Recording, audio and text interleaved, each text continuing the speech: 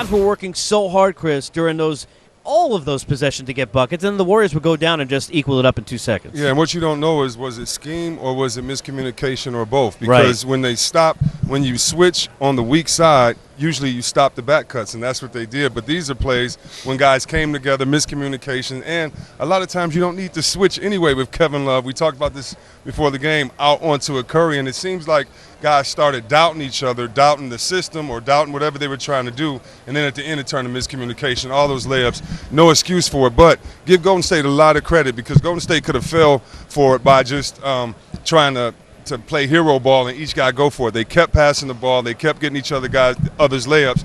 And when you're a guy that's looking for your shot like a Curry, you love teammates that find you and get you some easy ones. Then it makes it easy when you're 0 for 9 to knock down that 10th one. But those are the kind of adjustments coaches need to make, right, in the middle of the series? I got to call out the Cavs coaches to sit there and let them run the same play over and over and get a layup every time, and don't make any adjustments. That's just bad coaching, plain and simple. As a coach, you call timeout. If it worked one time, okay, we made a mistake. If it works twice, you got to call timeout and start switching bodies out there.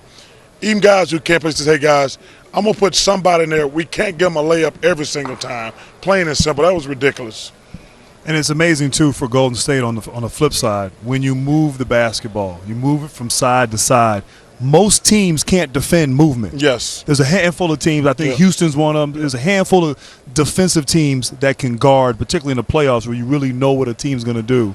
But Cleveland, they've struggled all year with their defense. That was the one area that you kept thinking at some point it was going to come back to hurt them. You can play bad defense. You just can't give a layup after layup. No, I agree. I agree. That's ridiculous. And that's unacceptable in a finals. In the finals, like that's crazy to me. And it ain't like it was trickeration.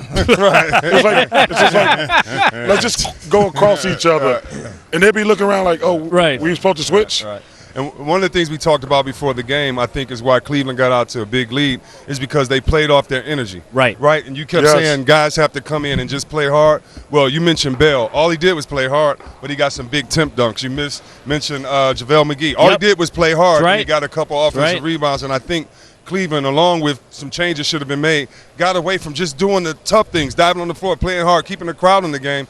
Just the energy type things, it seems that they got beat on in their home court, and that as a team is embarrassing. And you know that thing we did before the game with Dominique and Dennis Scott? Yes. The Cavs played defense like Dominique and Dennis Scott.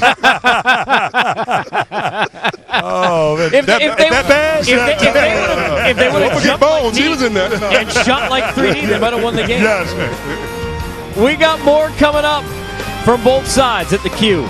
Game time continues after the Cavs lose Game 3.